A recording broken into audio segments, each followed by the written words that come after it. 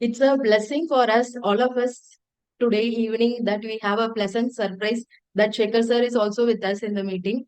So, sir, this is the most important point which a student asked. So, it brought in that insight in him to talk about it. So, yes, please, Shekhar sir, you can talk for how many minutes, whatever minutes you want. We all are ready to listen to you. Shubha Sandhya. As we have recently concluded with the World Cup, so I'll take the best example of cricket only. See, who are the people who are placed in the slips? Anybody to answer that? Slip fielders. Who are the slip fielders basically? The ones who have quick reaction, quick Who are they? reflexes. Quick response, who are Who smart are they? enough, who are the Out of the best 11 members, who are they usually in all the teams? Batsmen, sir. Kohli, mostly Ba- Kohli. And No, I'm saying in all the teams. Who are the slip fielders normally? Openers mostly. openers Why? are batsmen. Why? They can read the pitch. They can Because read the because their Energy reflexes conservation. are quick. reflexes are. And bowlers are normally, if you see, are at the boundaries or at the cover region and all that thing. And this is a natural idea. If you go to see in all the team, most of the slip quadrant is all about those who are the first, second, third, fourth batsmen. Because they have got quick reflexes. When they can see the swinging ball and can bat properly, so therefore the ball that comes sharp at the slip level have to have a very sharp reflexes. Likewise, now what method one has to follow is this. The idea is this. One needs to do the survey. I always tell all the students who pass out, do a survey. Try and see every method.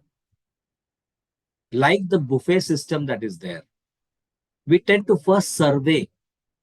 And you see, those who serve everything before survey normally end up wasting a lot of food. Because they do not know how long is the counter. So everything little by little they put, the plate is so full that the pickle is going somewhere else and the haplam is floating somewhere else and the roti somewhere else.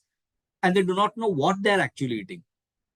So basically the idea is survey gives us a big chance to understand, because why? Each individual has got an aura of understanding people, understanding other human beings. Some people are very quick in understanding in one shot what the person said. Some people, that same thing might require a longer version of communication to understand that person. Like, for example, in a studentship during school days, we used to see some of our friends would read once and give the exam and pass. The same thing with other friends, they would slog the whole year and still would get just 35 marks to pass. So the idea is how much I can actually receive the information. Then how much I can retain the information. And after retention, how much can I reproduce that information? All this is from individual to individual. Again, following any school, again, that idea of individuality comes. That's the reason why I always, to everybody I tell, it's not the method. It is the way how you can understand the science. Because method is the branch of the science. Method is based on the science. And it is all based on the principles of that science.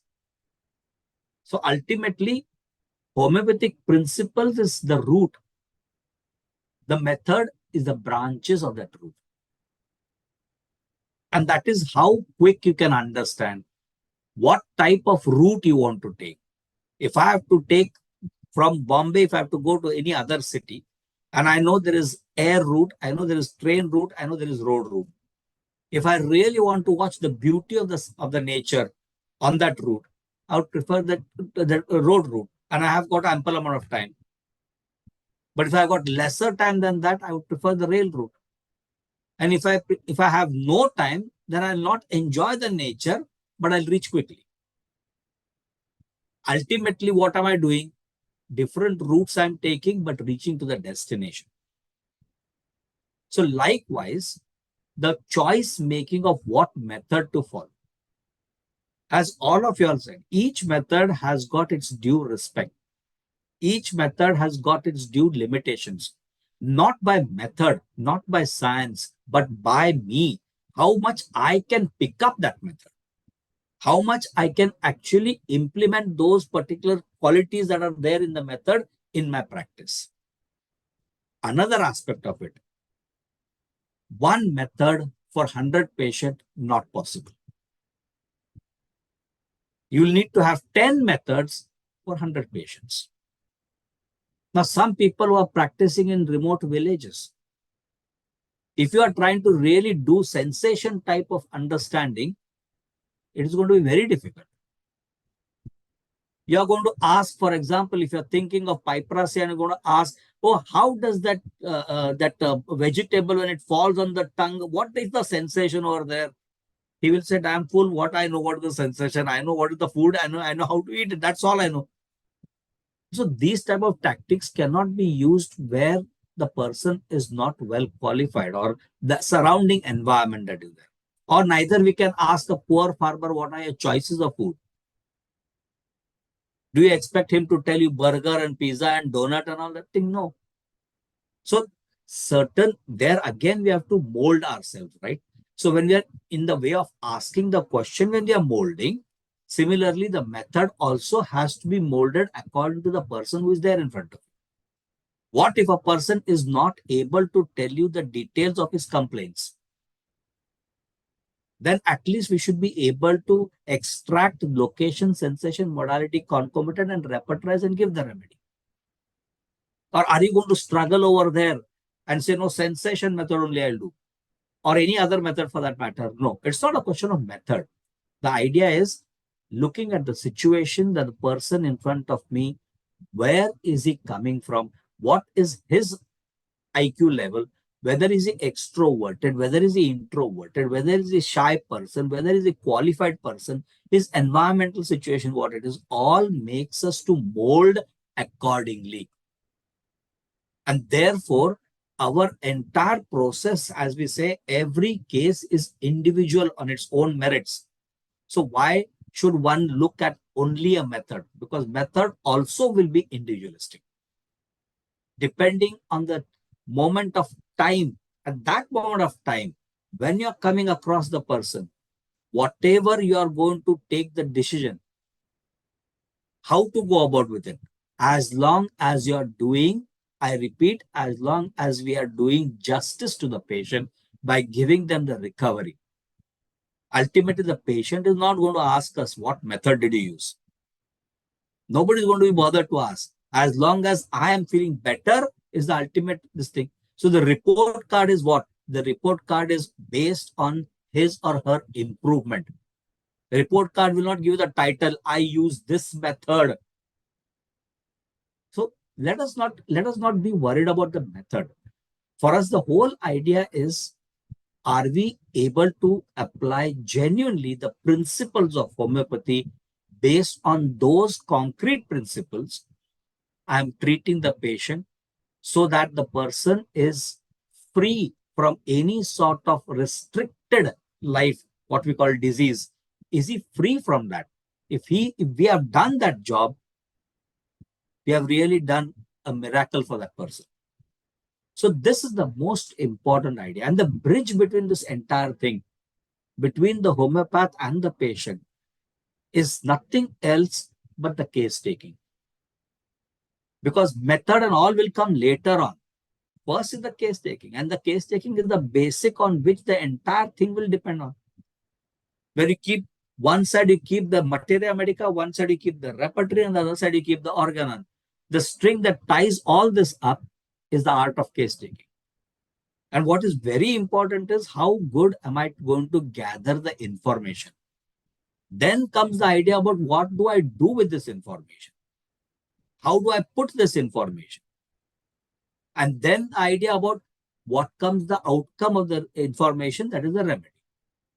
And normally what I see in many of the people, especially with the students, immediately the final conclusion comes first. What remedy will I give? Or first take the information. Focus on that information gathering aspect. And therefore, all these Gurukuls, even sir that started Gurukul is only because of this, so that you stay with the teacher for a longer version of time. Because what we understood today is that 9 to 5 seminar, out of which 1 hour is wasted in lunch, inauguration, you waste another half an hour to 45 minutes, then the tea break. Ultimately, what are you doing is just 4 hours. In 4 hours, you're going to give so much of information, not possible.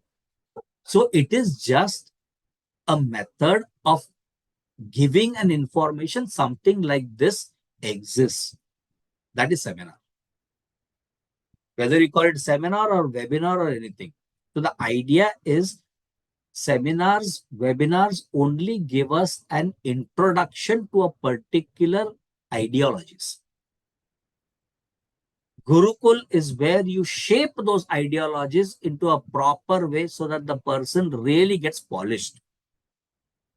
And for that, it requires a couple of days for it to get that feel of it. It's not going to be in one first Gurukul or second Gurukul, wherever you are in. So therefore, the idea is, how do you give that person that space? Now, we have got so many assistants in the clinic and all. We give that space for the first 2 months. Get the feel of the place. Get the feel of the environment over here. Get the feel of patients, how they talk and how they think. Once the person is comfortable, then third month onwards, you start putting some responsibility onto them. Rather than the first moment they come, halal karo, that will not work.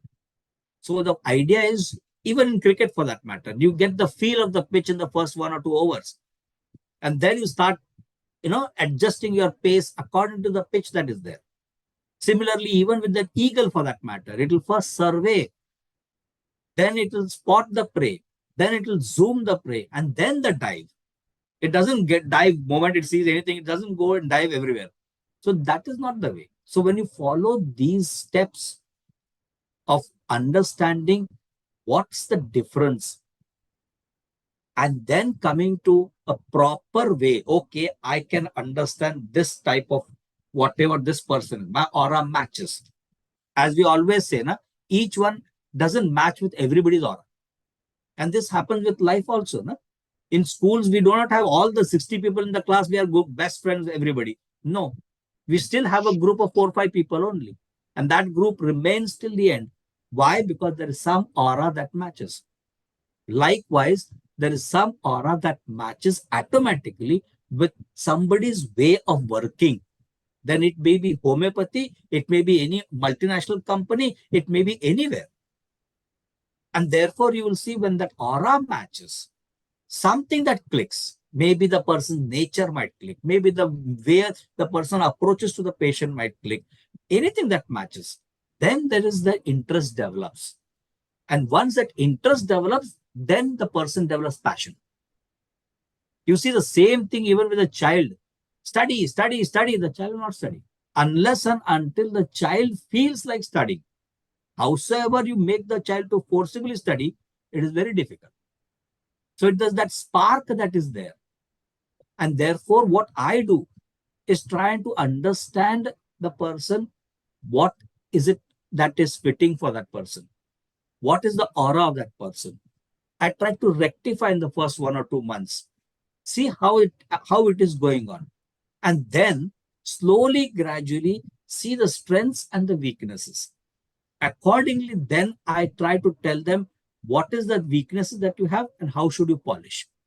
That is something which is called as grooming of a student.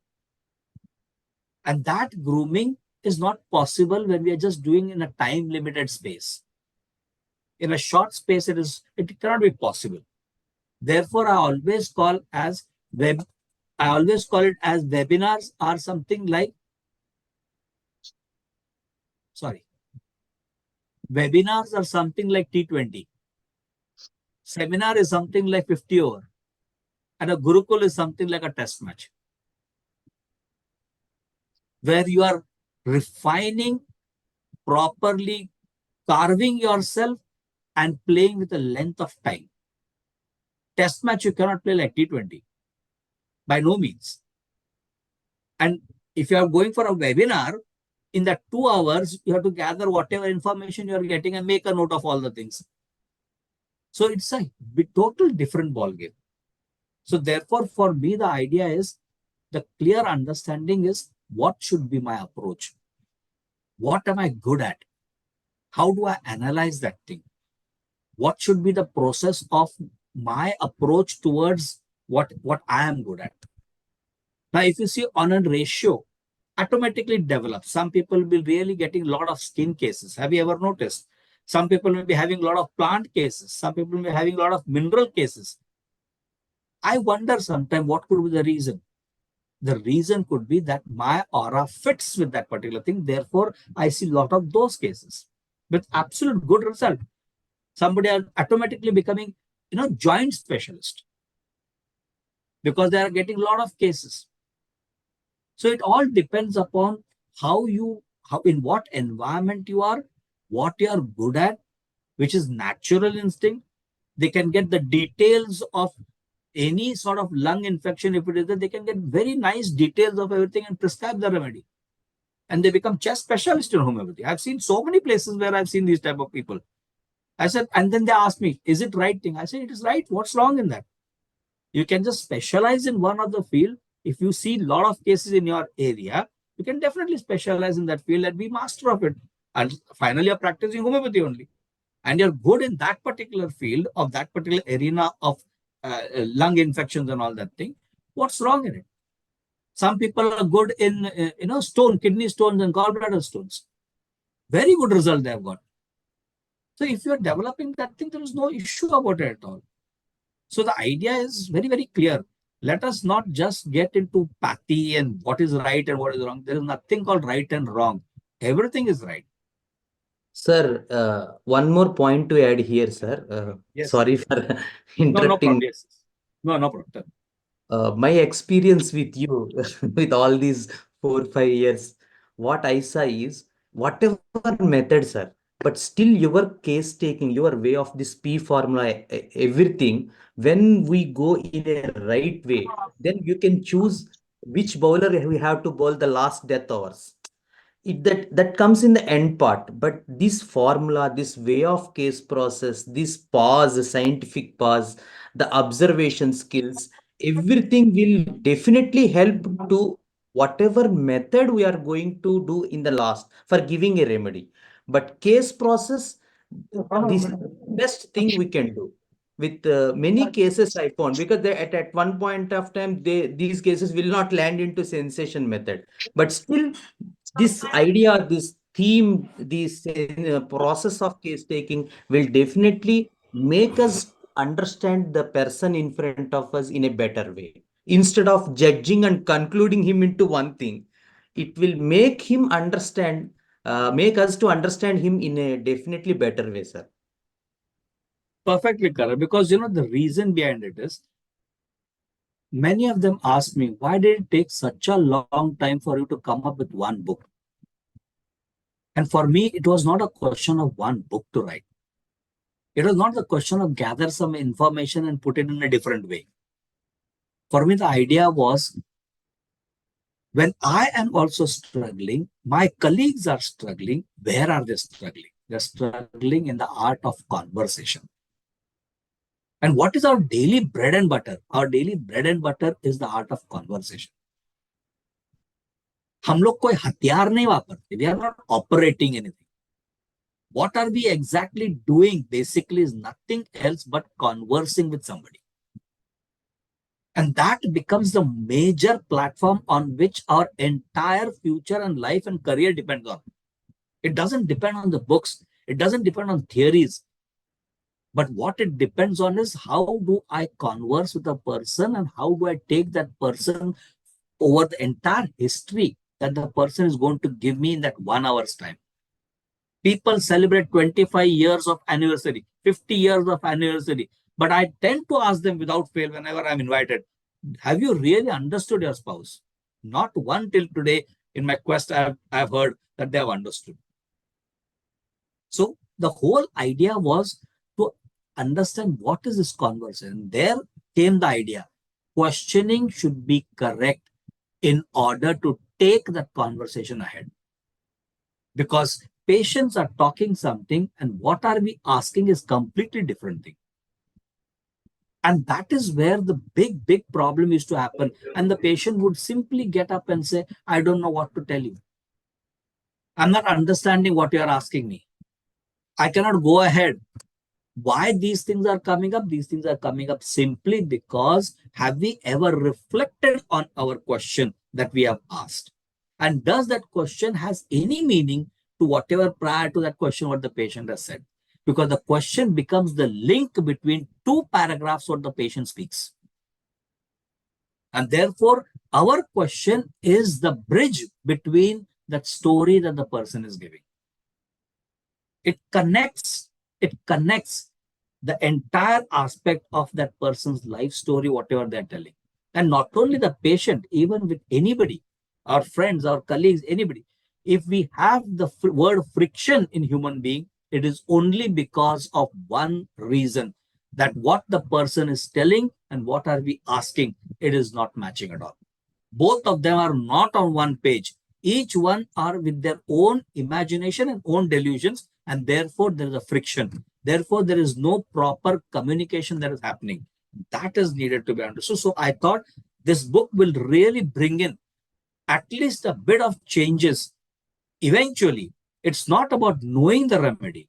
It's not about knowing the details. How will we, people ask, where do we get this remedy? अरे remedy किधर मिलता है, ये क्या पूछने की जरूरत है? आप Google में डालो, कहीं पर मिल जाएगा. Where are the homeopathic pharmacies? Whether this remedy is available or no?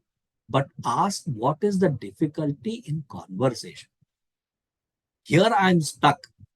And that's the reason why this particular Gurukul, what we are doing is this particular idea that 3-4 paragraphs are given, find the question. 3-4 paragraphs will be given, find the number of characters that are there. Because every individual is disturbed because of some or the other thing. And humanly, it is not necessary that they have to be disturbed with only one thing. There may be multiple things that they're disturbed about. How do we know which one is important? Then we understand the idea about what really disturbs you the most. So we narrow it down. And once the person decides this is what disturbs me, then it is easy for the person to answer. Then it becomes easy for the person to tell. Then it becomes easy for the person to narrate what is the problem in that. But usually people, what they would do, they choose. Okay, tell me about headache. But headache is not the problem for that person. For that person, the boss who is so irritating, that is the problem. No, tell me about the headache. Forget the boss. Headache. Tell me more about that headache. Headache, Dr. Sahab, sar dard hota hai. And now you're stuck because that is not his subject of discussion. His subject of discussion was the boss that is angry. And when you ask, okay, tell me about that boss that is angry, what is the thing in that causes the anger? Or he's angry on you for what? So he knows not the situation, what is to be spoken. So we are going on a proper subject. And if that subject is clear, then the idea is clear that that person's interest. That's why I always tell, taking the case history of any individual is like falling in temporary love with that person. When you fall temporarily in love with that person, you are succumbing to everything to that person. Learn to succumb to the other person because they are the producer, director, story writer of their movie. You are only sitting down on that in that homeopathic theater, looking at every new case is a new movie. You do not even have the remote in your hand that you want to change the channel. It is their channel. It is their movie. It is their screenplay. So go with that. If this is the key that one can understand, for sure, our entire life will be changed. But what is the problem with us, all of us? I know. This iPhone, iPad, iPad, I know. This I think is really the one that actually creates a big issue. And if I have to be simply saying that I do not know, you tell me, he'll be more than happy to tell you. Why should we know? By saying I know, grammatically it's a full stop. So you are bringing that full stop. But when you say I do not know, grammatically that is comma. Keep the commas on. Moment the commas are on, the person will keep on telling you because he or she is interested in telling you that. It is not our interest, it is their interest. And when their interest is there, definitely they will start telling you everything gradually. And this is utmost important to understand. And therefore, the idea of simply saying, please tell me more, I didn't follow, what else have we to do? Only tool that we have to use is by saying, I didn't understand, I didn't follow. Could you please repeat it? And in that repetition, you'll see he will change the words. Whatever he has said the first time, second time, he will not tell you the same thing, for sure. 100 out of 100 people, 99 of them will change the sentence. Because first time what they have said is consciously. Second time what they will say is accidentally.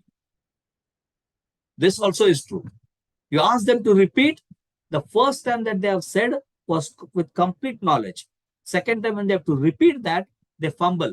And when they fumble, words that come up is accidental. Once that comes up, pick it up. These are the tricks of trade of how human psychology works. And the Chinese have done this, you see. From one end, they give you one sentence to tell, and they make it to pass on in everybody's ear. By the time it reaches the last bench, what was told in the beginning is completely different in the end. Like the news that happens in our city. Something really has happened. By the time it reaches to us, it is completely different only. We don't even know the reality. And then what is the best part? I heard like that. But who are you to hear like that? People will not say, this is what it is. They will say, I heard it like that. And therefore, we are all living in the world of assumptions. 24/7. And Hanuman rightly puts it up beautifully in footnote number 9. That it is this imagination that makes us sick. Every now and then we keep on imagining. Where are we going to go with that imagination? The reality is gone. The reality is no more there. Our only idea is, I thought so. They must be talking about me. He is not liking me. I think so. He is getting irritated with me. I keep on thinking.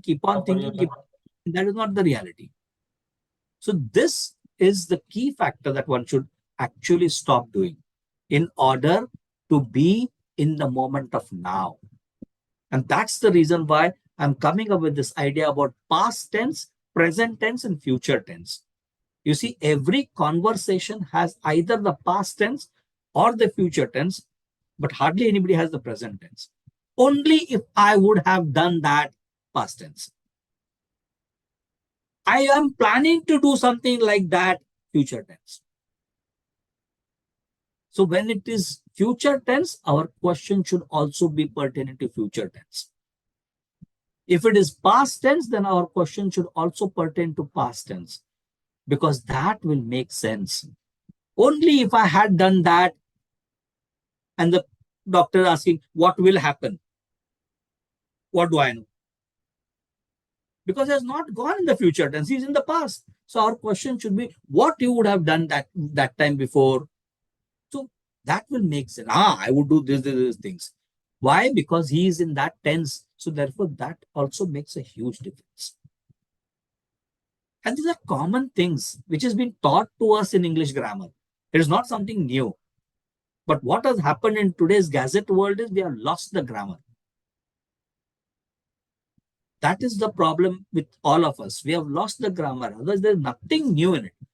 Everything, composition, tense that we are doing, noun, adjective, verb that is there. You see, even our repertory also for that matter. It is in noun, adjective, and verb. Coryza, noun. Green discharge, adjective. Alternating sides, verb. So when you see the noun, you'll see so many remedies. Green discharge, very few remedies. Alternating side, hardly 2 or 3. So if you throw light into our repertory also, you will see it is noun, adjective, and verb. And if you throw light into our human system also, what patient comes to us is in the noun state. I have hypertension, diabetes, blood pressure, all noun. But why is it landed up to that noun? Because my vital force that is there, which is supposed to be animating, acting, moving, which is the verb, that is stuck. And therefore, I feel tightened, I feel squeezed, I feel restricted. All these are the action words. And if you see what we potentize in remedies, active principles that are there in that particular part of the plant, or the venom of the snake, or the milk, because the immunoglobulin that is there, the venom that is there, they have the active principle which helps that particular animal to survive. Or it is the chemical property of the mineral that gives us the entire understanding of which element it is. And thus, whatever they produce as signs and symptoms, you will see always there is a verb in it.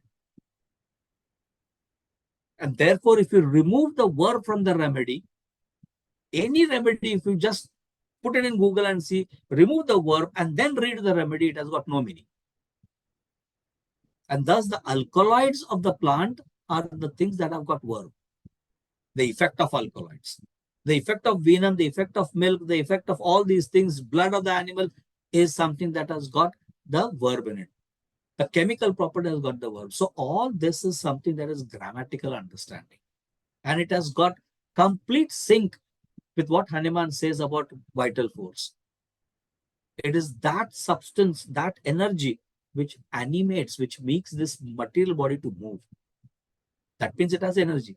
And therefore, it has patterns. So we are syncing what? The patterns of that substance and the pattern of the vital force. When we understand in this fashion, then everything becomes real holistic. Now, one could take this, one could not, someone could not understand this. I am okay with taking the symptoms, location, sensation, modality, concomitants, and I'll prescribe. Fair enough, no problem. As long as you are doing good. Appeals or no? Over to you, Divya.